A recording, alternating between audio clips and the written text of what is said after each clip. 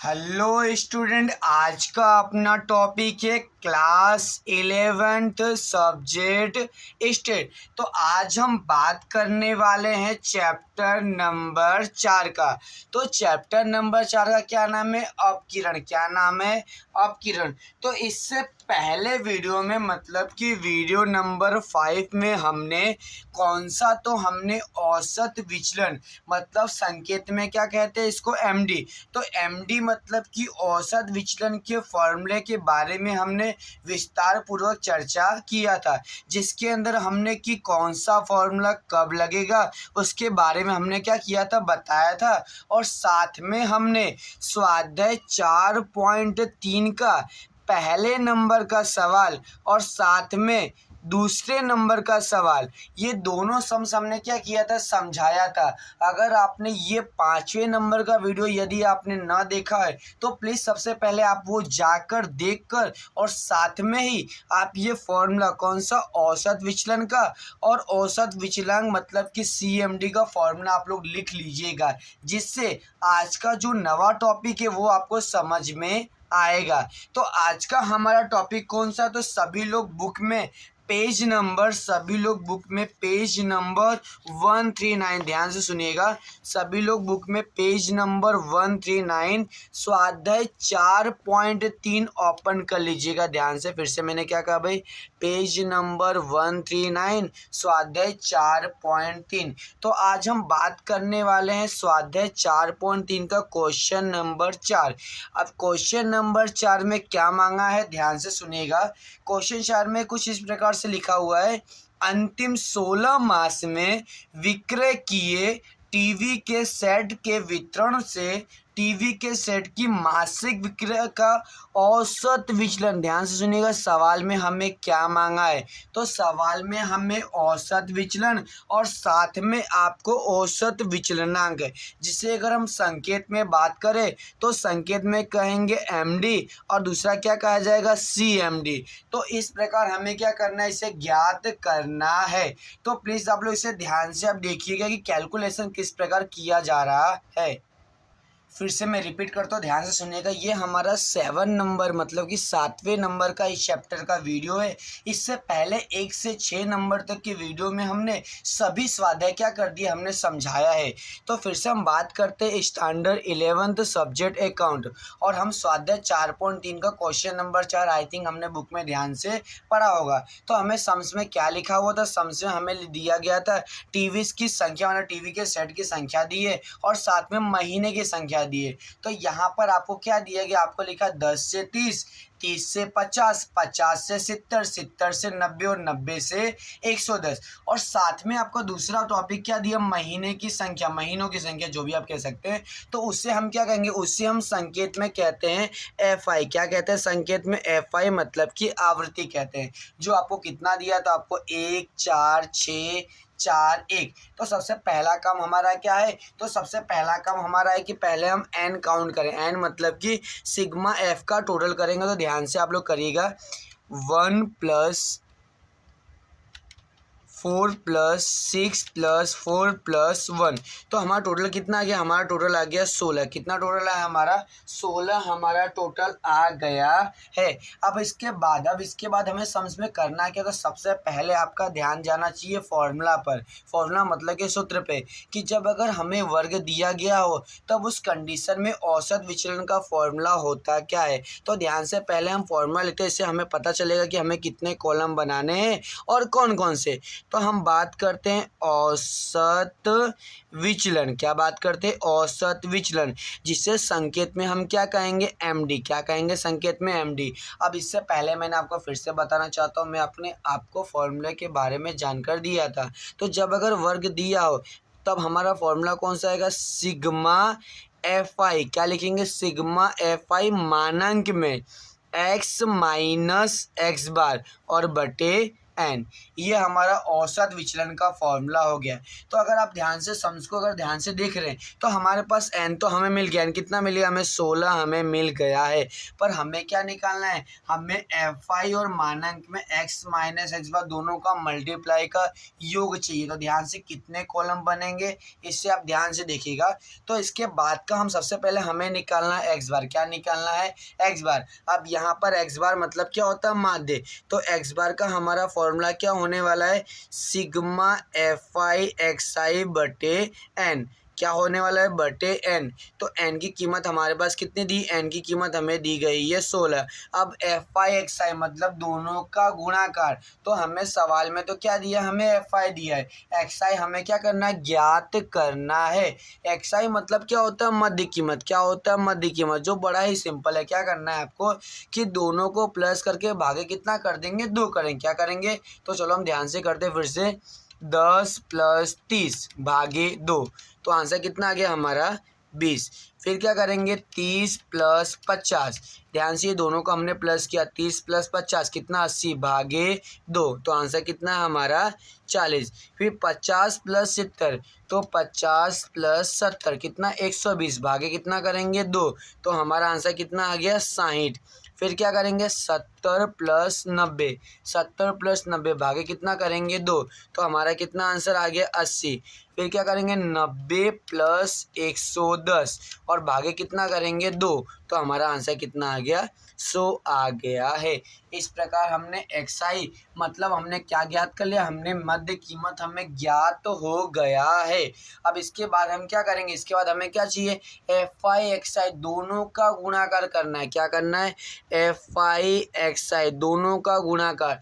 तो ये हम ऑर्डरली अगर मतलब ऐसे कैलसी बिना हम कर सकते हैं। ध्यान सुनिएगा, 1 × 20 तो आंसर कितना आएगा हमारा 20। 4 × 40, 4 × 40 कितना होगा 160। चलिए अच्छा आपके लिए मैं कैलसी चलाता हूँ। ओके, 4 × 40 कितना आंसर हमारा 160। फिर 6 × 60, तो 6 × 60 हमारा आंसर कितना आएगा 360। फिर 4 × 80 कितना आंसर आया 320। फिर 1 × 100 तो हमारा आंसर कितना आएगा 100 आएगा। फिर से ध्यान से अगर थोड़ा जल्दी जल्दी समझ अगर मैं बोल रहा हूँ तो फिर भी आप लोग ध्यान दीजिएगा। क्या बोल रहा हूँ, ध्यान से दोनों का हमें मल्टीप्लाई करना है। क्या करना है, दोनों का मल्टीप्लाई। फिर अब हम क्या करेंगे, हम सबका टोटल करेंगे। तो चलो हम टोटल करते हैं हम सभी। 20 + 160 + 360 + 320 + 100, तो हमारा आंसर कितना आ गया 960। कितना आंसर आया 960। हमने क्या किया, दोनों का गुणा कर करके हमने क्या किया, उसका टोटल कितना किया 360। तो अब हमें क्या मिलेगा, अब हमें मिलेगा एक्स बार। और एक्स बार का फॉर्मूला हमने इससे पहले आपको बता दिया था। तो आपका कितना टोटल आया 960। अब 960 भागे कितना करेंगे, भागे करेंगे 16। तो एक्स बार बराबर हमें कितना मिल गया, एक्स बार बराबर हमें मिल गया 60। कितना मिल गया, एक्स बार बराबर हमें 60 मिल गया है। अब इसके आगे किस प्रकार कोष्टक बनेंगे ध्यान दीजिएगा। इसके आगे हम एक कॉलम एक्स्ट्रा बनाएंगे, एक्स माइनस एक्स बार। क्या बनाएंगे, एक्स माइनस एक्स बार। और हमें एक्स बार की कीमत कितनी प्राप्त हुई थी 60। तो एक्स बार के ऊपर हम कितना लिखेंगे, हम लिखेंगे 60। कितना लिखेंगे 60। अब हमें एक्स में से एक्स बार घटाना है। एक्स मतलब कितनी कीमत मिली, जो हमने मध्य कीमत ज्ञात किया था। ध्यान सुनिएगा, 20 - 60। क्या करेंगे 20 - 60, तो 20 - 60 तो हमें कितनी कीमत मिली माइनस का 40। फिर क्या करेंगे 40 - 60, तो 40 - 60 कितना कीमत मिला माइनस का 20। फिर 60 - 60 तो कितना आंसर आएगा 0।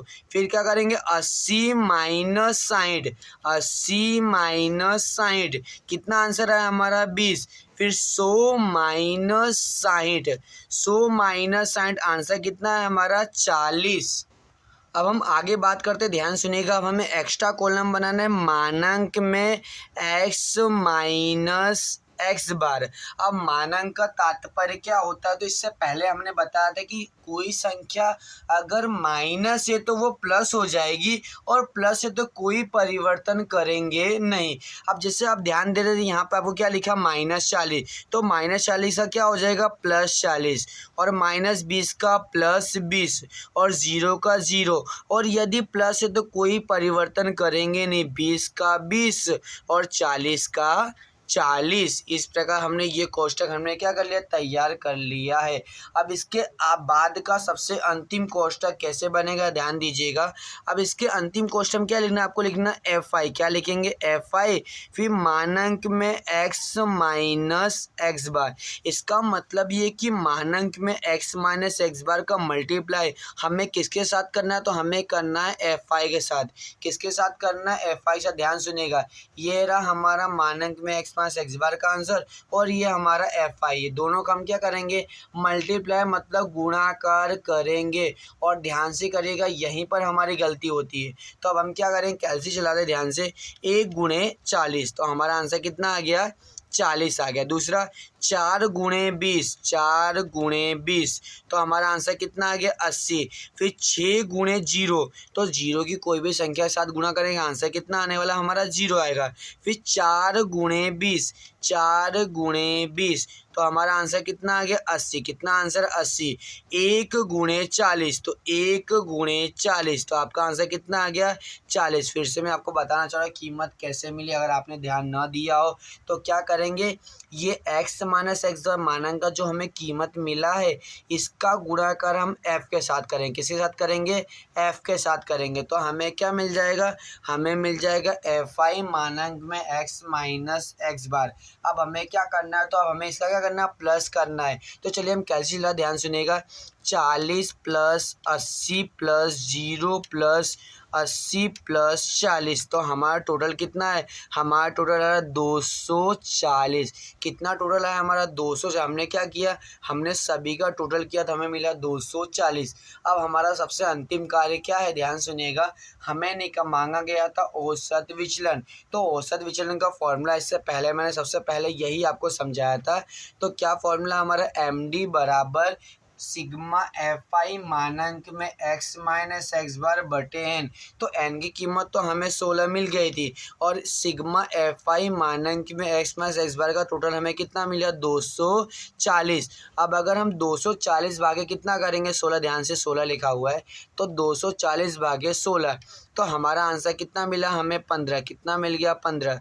मतलब एम डी बराबर हमें कितना प्राप्त हो गया, 15 मिल गया है।